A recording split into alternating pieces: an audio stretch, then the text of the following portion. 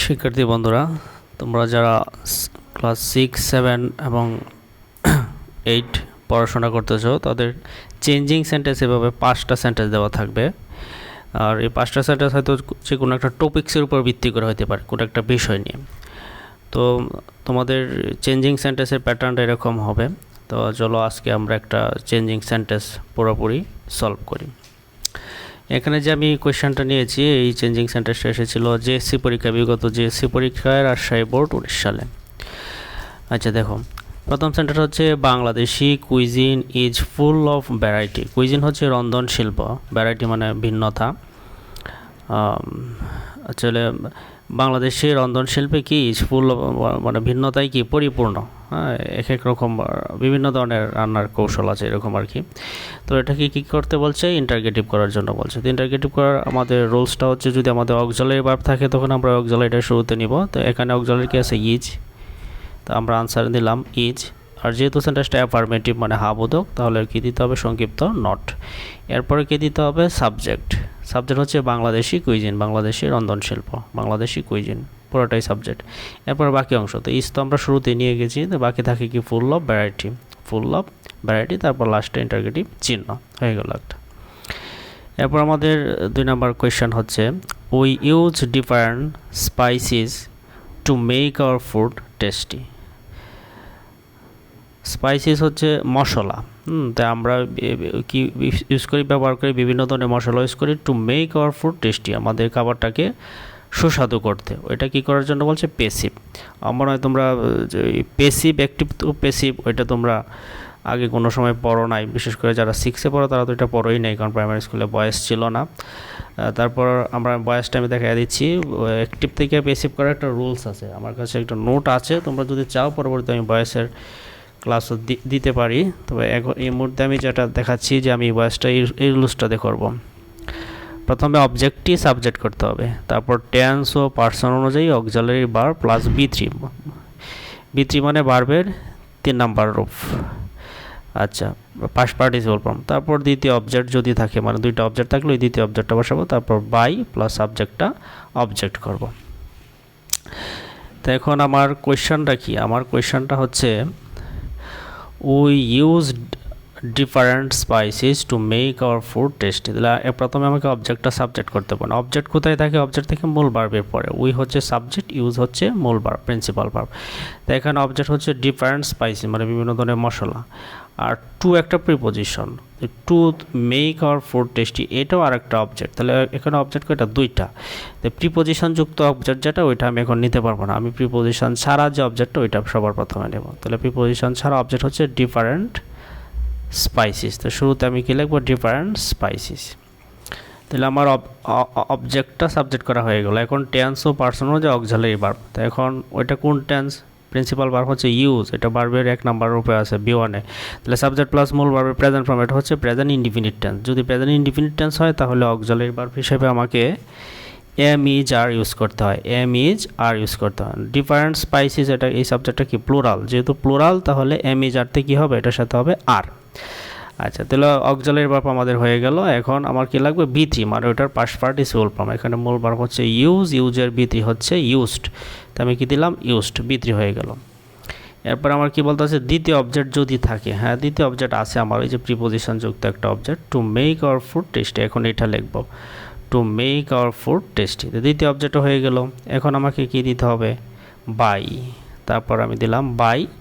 এরপর কি আমার কি দিতে হবে, সাবজেক্টটা অবজেক্ট। তো আমাকে কি করতে হবে, সাবজেক্ট কি আছে, উই, উইয়ের অবজেক্ট কি, আজ, উইয়ের অবজেক্ট হচ্ছে আজ, তাহলে ওইটা কি হয়ে যাবে, আজ হয়ে গেল এটা। আচ্ছা, তোমরা যদি বয়েসের রোলস সহ প্র্যাকটিস চাও তো আমি বিস্তারিত ওটার ভিডিও দিয়ে দিব, যদি চাও তো কমেন্টে জানাবো। আচ্ছা, তারপর আমাদের 3 নাম্বার সেন্টেন্স, সি নাম্বারে আছে, we like Bangladeshi food very much. এটা কি বলছে, নেগেটিভ বলছে। তো তোমরা জানো চেঞ্জিং সেন্টেন্সে অর্থের কোনো পরিবর্তন হয় না। তাহলে we like Bangladeshi food very much অর্থ যে আমরা বাংলাদেশি খাবার খুব পছন্দ করি। তাহলে নেগেটিভটা অবশ্যই এরকম হবে যে আমরা বাংলাদেশি খাবার অপছন্দ করি না, মানে কি পছন্দ করি। আচ্ছা, তো দেখো এখানে যেহেতু এটা যদি সরাসরি প্রিন্সিপাল ভার্ব লাইক আছে, এমনি যদি ওই যে অক্সিলারি ভার্বগুলো থাকতো তখন সাধারণত অক্সিলারি ভার্বটার পরে আমরা নট দিয়ে যে ওয়ার্ডটা থাকে ওইটা নেগেটিভ করে দিই, কিন্তু এখন যেহেতু লাইক ওই যে অক্সিলারি ভার্ব দেওয়া নাই তখন ওইটার আগে আমাকে ডু নট দিয়ে দিতে হবে। এটা প্রেজেন্ট ফর্মে আছে, তো এটা কী দেবো, ডু নট। তাহলে প্রথমে লিখবো উই, তারপর কী লিখবো, ডু নট। এরপরে যে লাইক যে ওয়ার্ডটা আছে এটার নেগেটিভ ফর্ম লিখবো, পছন্দ, তাহলে অপছন্দ কী হবে, ডিসলাইক। এরপরে বাকি অংশ বাংলাদেশি ফুড, বাংলাদেশি ফুড। তোমরা জানো বেরি থাকলে অ্যাটল দিতে হয়, অ্যাটল, তাহলে বেরি মাছ ওইটা উঠে দিয়ে আমরা কী লিখবো, অ্যাটল। তো বলতেছে যে we do not dislike Bangladeshi food atoll, যে আমরা মোটেই বাংলাদেশি খাবার অপছন্দ করি না, তার মানে কি পছন্দ করি, অ্যাটল মানে মোটেই। আচ্ছা, তাহলে এটা হয়ে গেল।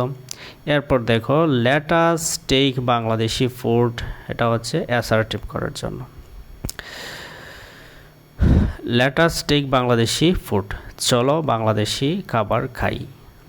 ওটাকে কী করার জন্য বলছে, অ্যাসার্টিভ করার জন্য বলছে। আর সেন্টেন্সটা আছে কি, লেট আস যেহেতু আছে, লেট তার মানে কি ইম্পারেটিভে আছে। দেখো আমি কিন্তু একটা ভিডিও তোমাদের দিয়েছিলাম, ওই যে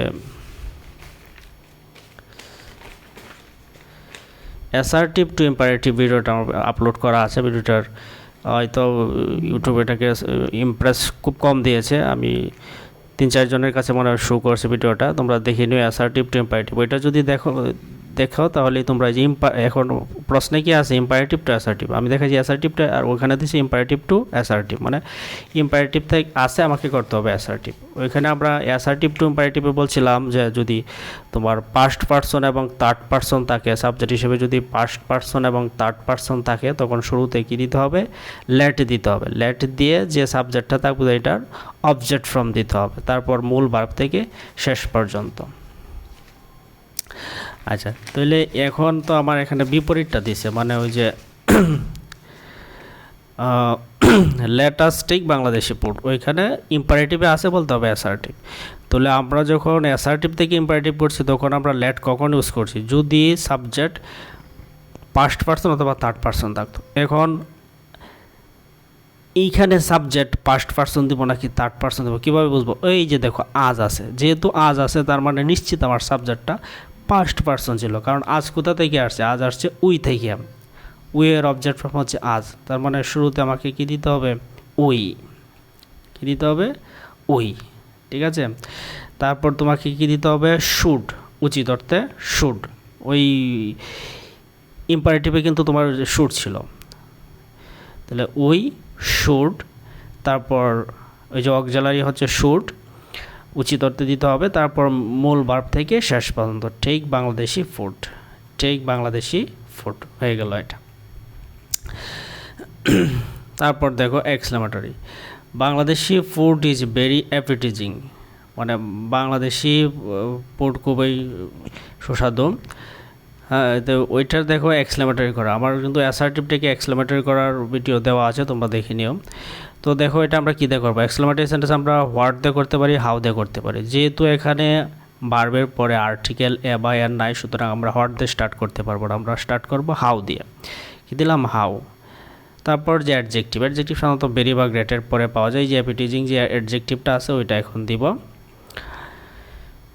তারপর আমার সাবজেক্ট দিতে হবে, সাবজেক্ট কি, বাংলাদেশি ফুড, দিলাম বাংলাদেশি ফুড। তারপর ভার্ব দিতে হবে, ভার্ব কি আছে, ইজ।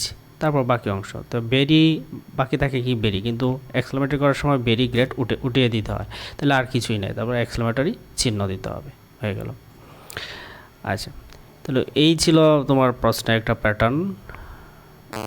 এভাবেই 6, 7, 8-এ চেঞ্জিং সেন্টেন্স আসবে।